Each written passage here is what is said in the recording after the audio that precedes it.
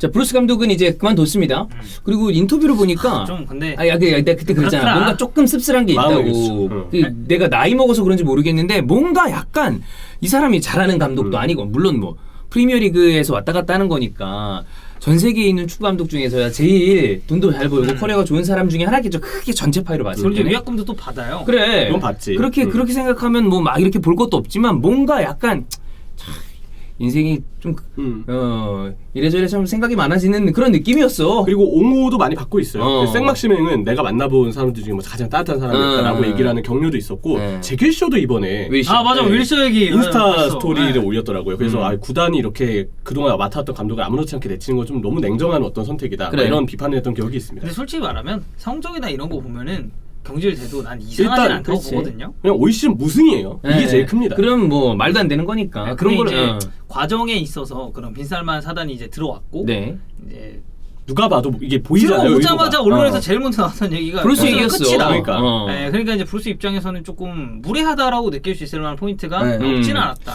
뭐 이야기를 쭉 추측을 해봤을 때 감독을 더 이상 하지 않을 가능성에 대한 것도 축구 감독에 대한 어떤 요 커리어 마무리도 생각을 하는 것 같아요. 호지슨도 그렇고 브루스도 그렇고 공공재 감독들 중에 많이 빠지네요 이제. 그렇지. 근데 호지슨 감독 이제 나이가 너무 진짜 고령이야. 진짜 고령이에요. 정말 할아버지예요. 근데 호지슨의 마무리는 꽤 괜찮았다고 생각하는 게 팰리스 잔류시켰어요. 그리고 그 양반이 그 팰리스 그 크로이든 그쪽 지역 출신이에요. 아예 거기서 태어났어요. 그러니까 런던 출신인데 런던 중에서도 그쪽 지역 출신입니다. 그래서 부임할 때도 내가 어렸을 때 고향 같은 곳 지냈었던 곳의 감독을 맡게 돼서 되게 좋다라는 얘기를 했거든요. 호지스는 전체 커리어를 보죠? 나름 대단한 인물이에요. 엄청나지. 독특한 인물이에요. 엔테르도 감독했었고 빅클럽도 맡았고 그리고 잉글랜드 국가대표팀 감독도 했었으니까. 그것뿐만이 아니라 되게 의외의 곳에서도 가서 감독 경험이 있는 아주 특이한 경력을 가진 사람입니다. 아직도 스웨덴 축구 자체적으로는 호지슨이 전술적으로 우리의 틀을 만들어줬다고 되게 칭찬을 많이 한대요. 스웨덴 축구의 아버지죠. 스웨덴 하면 또 에릭손 아닙니까? 스벤고란 에릭손, 잉글랜드 대표팀 감독이었죠. 잉글랜드 킬러였던. 그랬죠.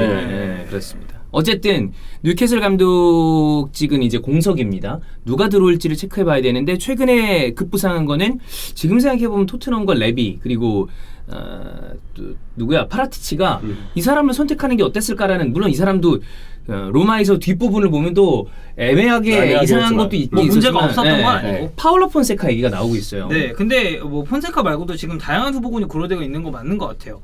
일단 데일리미러 쪽 얘기를 보면 제라드 얘기도 나오고 있습니다. 레인저스 감독이자 리버풀의 전설인 스티븐 제라드도 뉴캐슬 새 감독 후보로 고려 중이고 제라드가 레인저스의 우승을 10년 만에 레인저스 우승을 이끌었고 트로피 가뭄을 끝냈다. 더 많은 예산을 가진 팀들을 상대로 자신을 증명한 제라드는 근데 사실 이건 맞는 말이죠. 그쵸. 왜냐면 또 이제 유럽 대항전 무대에서의 그런 퍼포먼스도 잘했으니까. 있었으니까 뉴캐슬 감독직에 대해서 흥미로워하는 것으로 알려졌다. 뭐 이거는 근데 사실 얘네도 카더라라서 그치. 정확하진 않고 내가 제라드라면 나는 당장 레인저스를 떠날 것 같진 않아요. 맞아요. 본인이 그 어떤 지금 나름대로의 성과를 탁 냈잖아. 그럼 여기서 조금 더 그 다음 스텝을 밟아도 아직 나이가 젊기 때문에 충분히 뭐 시간을 두고 생각해도 되지 않나. 시즌 도중에 나가는 그림이 원래는 어쨌든 그 팀 팬들한테는 되게 아쉬운 일이잖아요. 약간 로저스빌. 로저스가 사실 셀틱 나오면서 좀 통수 좀 치고 나왔으니까. 맞아요. 근데 예전에도 그랬어요. 와포든가 나올 때. 그래, 은근 약간 통수 스타일이야. 근데 통수 안첼로티죠. 그 개 싹 그건 통수죠. 진짜 약간 야반도주죠. 그래, 진짜 맞아. 그건 야반도주. 그 표현이 맞아. 자고 일어났는데 감독이 없어졌어. 어디 가냐고 그때 스페인행 갔다는 거야. 야, 네 감독 어디 갔냐? 있었는데요. 없어졌어요. 야, 이 느낌이잖아요. 근데 제라드는 그런 그림이 안 그려져. 그치, 안 그러겠지. 그리고 에디 하우 역시도 하우. 뉴캐슬의 고려 대상입니다. 다른 후보들은 말씀드렸었던 파울로 폰세카, 프랭크 램파드, 그리고 루시앙 파브르. 근데 이제 폰세카 얘기가 제일 많이 나오고 있는데 폰세카 일단 이력을 살짝 살펴보면 우크라이나 리그 샤흐타르를 이끌면서 대회 3연패를 기록을 했죠. 여기서 히트 쳤어요, 샤타르에서. 맞아요. 우크라이나 컵을 같은 기간에 동시에 제패를 했고 브라가를 이끌고 포르투갈 컵 대회 우승을 15-16 시즌에 또 했었습니다. 그리고 가장 최근까지는 에스 로마 감독직을 수행을 했었고요. BBC의 이야기를 들어보면 뉴캐슬의 새 구단주는 폰세카 전 로마 감독과 회담을 가졌다. 현재 여러 후보들을 검토 중이다. 에디 하우, 루시앙 파브르, 로베르토 마르티네스 역시도 레이더망 안에 들어와 있다. 왜죠? 아니요. 마르티네즈가 다시 PL로 오는 것도 괜찮다고 생각합니다. 번종윤이거든. 번종윤이라는 마게맨. 마게맨. 이 마게맨이 뭔가 약간 막에 달린 뚜껑 달린 것 같아. 마게맨. 벨종윤이야? 벨종윤. 어쨌든 어디든 간에 와갖고 어떻게 하나 한번 좀 보고 싶어요. 그건 궁금하긴 해요. 그래요. 사실. 네, 뭐 스카이 스포츠 역시도 비슷한 얘기를 합니다. 사우디아라비아 컨소시엄은 브루스 감독 경질 이후에 폰세카 감독과 회담을 가질 예정이다. BBC는 이미 회담했다. 근데 스카이 스포츠는 지금 회담 가질 예정이다 라고 했고, 폰세카는 브루스를 대체할 선두주자고 부상했고, 만약 그가 부임한다면 뉴캐슬은 공격 축구 그리고 많은 즐길거리를 기대할 수 있을 것이다. 그 부분은 나도 동의합니다. 약간 뒤엎 축구예요. 그렇죠. 근데 뒤에 또 털리기 시작하면 싹 털려.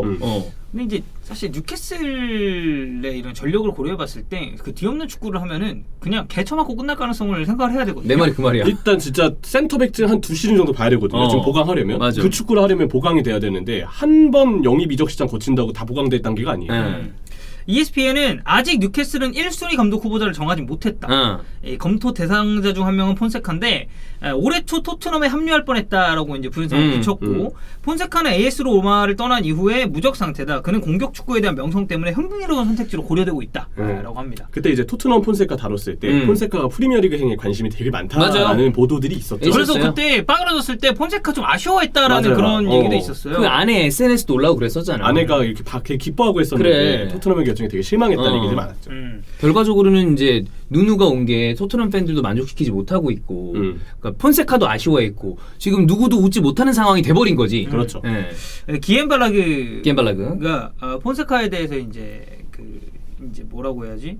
평? 스타일이나 그런 걸 좀 얘기를 했는데, 폰세카 샤흐타르에서 정말 잘했다. 이 3년 동안 그 클럽의 규율 그리고 철학을 따라섰던 감독이고, 어려운 시기에 리더십과 침착함을 보였고, 선수들도 다 폰세카를 따랐는데, 폰세카가 이제 샤흐타르에서 굉장히 많은 사랑을 받았다는 이야기를 했어요. 그리고 폰세카가 텔레그래프랑 인터뷰를 한 걸 조금 살펴보면, 수비를 하는 가장 좋은 방법은 공을 소유하는 것이다. 그러니까 이게 사실 뺏겼을 때 역업박하겠다는 얘기로도 저는 해석할 수 있다고 보거든요. 펩도 그거야 기본은. 맞아요.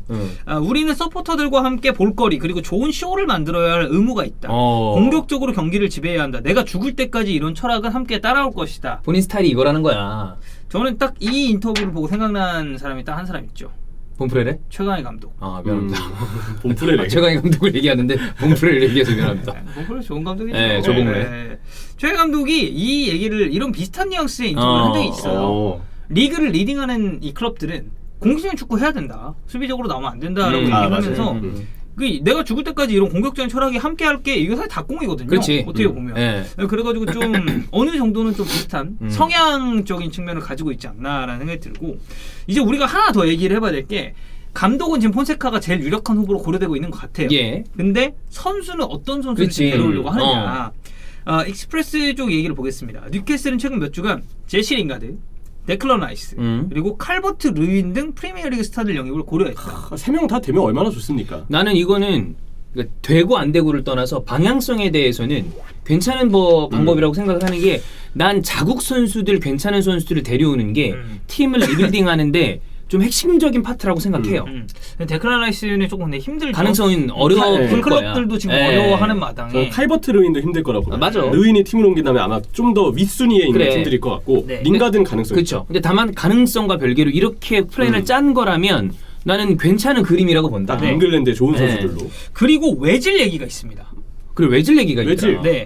아스날의 전 스타인 웨스트 외질에 대해서 생각해볼 가능성이 있다. 그러니까 뭔가 제의를 했다 이런 문제가 아니라, 외질도 이 가능성 후보군 안에는 들어와 있는 것 같다. 외질은 거절할 수 없는 엄청난 연봉과 함께 유럽 최고의 리그에서 뛸 기회를 잡을 수 있다 라고 합니다. 근데 저는 솔직히 말해서 외질 데려오는 거 나쁘지 않다고 봅니다. 이런 방안으로 나는 그 같은 선상 안에서 쿠티뉴도 고려 대상이라고 봐요. 맞아요. 그리고 실제로 링크가 아주 없는 것도 아니고. 좀 약간 그런 선수들 같은 느낌이거든요. 요비치라든지. 요비치. 그러니까 B클럽에서 잘한 적이 있어. 그러니까 빅리그에서. 빅리그에. 근데 B클럽에 갔을 때 뭔가 좀 약간 실패라고 규정 지을 수 있는 그런 선수들을 저는 뉴캐슬이 조금 적극적으로 들어가도 괜찮다고 생각하거든요. 아니면 현재 상위권 클럽에서 출전 시간에 불만이 있는 선수들. 그렇지. 그거 데려오는 게, 왜냐면 이들은 거기서 데려갔다는 건 어느 정도의 퀄리티가 이미 보장이 돼 있는데, 예를 들어 그래서 우리가 얘기한 게 반더비크 그 딱이야. 그래. 맞아요. 체인벌린. 네. 여기서 세일즈를 하네. 영업하는 거는 항상 준비가 되어 있어요. 넥제. 넥제, 케이타. 케이타는 조금 보겠어. 케이타는 씨발 골 넣고 난 다음에 와 했는데 그 다음부터 갑자기 똥 개싸더라. 아니, 근데 방금 얘기했어요. 케이타 좀 보겠대. 오 가격을 들어보겠다 이거죠. 아, 네. 예. 넥스트 제라드이기 때문에. 어허. 네, 넥제. 저도 이제 주중 경기 봤거든요. 다들 이제 제가 그날 메모장 켜놓고서 넥제 사람들 다 넥제 누구요 넥제 넥제가 누군데 다 물어봐. 말해요. 이명철 오피셜 넥스 제라드는 케이타다. 얘기했습니다. 네. 자 그리고 텔레그래프 쪽은 칼버트 루인을 좀 강하게 밀고 있는 것 같아요. 뉴캐슬은 루인을 원하고 있고 왜냐하면 이 구단이 지금 스트라이커 영입을 굉장히 높은 순위에 좀 두고 있다. 왜 그러냐면 칼버트 루인이 합류를 하면 팀에 일단 보탬이 되고 칼럼 윌슨을 약간 보완해줄 수 있는 것이라는 진짜 좋은 얘기를 조합이에요. 하거든요. 투톱을 뭐 쓴다라거나 그리고 나는 이게 맞다고 보는 게 새로운 이 구단주가 와서 대거 돈을 투입했을 때 어쨌든 나는 축구는 상징적인 영입은 공격 쪽에서 나온다고 생각해요. 그게 호비뉴가 됐던 그렇지. 것처럼. 예, 그러면 신호탄이야. 아니 뭐 굳이 아스널도 사실 외질 영입 왜지 그래 그런 그렇죠. 방식이야. 네. 근데 물론 뭐 칼버트 루인이 유럽을 대표하는 스타는 아니지만 아까도 얘기했던 자국에서 제일 괜찮은 공격수 중에 하나다. 그러면 난 이건 데려오는 게 맞지. 방향성이 좋죠. 진짜. 네. 일단 그럼 윌록도 보유하고 있고. 그런 거랑 같은 선상 안에서 가능성은 제로일 겁니다. 나는 케인도 찔러보고 물어볼 거야. 얼마야? 아, 그건 나는 내가 빈살만이라면 그렇게 해요. 무조건 그렇게 하는 거야. 야, 저 얼마인지 물어봐. 물어봐봐. 그래서 얼마에 물어봤는데 안 팔아 그러면 야, 그럼 됐어. 그런데 만약에 얼마까지면 돼. 만약에 그런 식으로 뭐가 나와. 그러면 근데 레비가 예를 들어 뭐 한 2천억 줘 그러면 2천억? 그럼 진짜 돼. 근데 물론 이제 예산에 안 맞겠지만. 아니 그리고 예. 이제 또 이제 개인 협상을 그렇지. 해야죠. 예. 근데 나는 그런 방식을 쓰는 게 맞다고 생각해요. 공격진에 돈을 확 쓰고 자국 선수들 위주로. 어쨌든 이제 감독이 바뀌면 본격적인 행보 시작이거든요. 겨울 이적장부터 떼기 시작할 테니까 우리 뉴캐슬은 지속적으로 그리고 섭외 제가 다음 주에 해보겠습니다. 네. 뉴캐슬. 퉁코리아. 퉁코리아. 네. 네. 예. 뉴캐슬 팬 코스프레하는 법. 빈살만 섭외한다. 빈살만 섭외. 빈살만 섭외하면 안녕하세요. USA 빈살만입니다. 안녕하세요. 네. 저 돈 많은데 오늘 축구 보러 왔습니다. 잘 부탁드립니다. 이러면서. 네. 누구 따라하는 거죠? 이거 그거야. 그 일론 머스크. 맞아. 아 그거 네. 근데 그때는 사투리 썼잖아. 그것도 이번에 서울만 쓰고. 아 그래? 아, 전남 영광 출신 일론 머스크. 웃기긴 해 그거. 자, 벨트 매. 하성 갈 거니까. 네. 재밌죠, 형. 좋습니다. 네. 아니 엄청 재밌었나 봐. 나 너무 근데 좋아요. 잘 따라해. 네.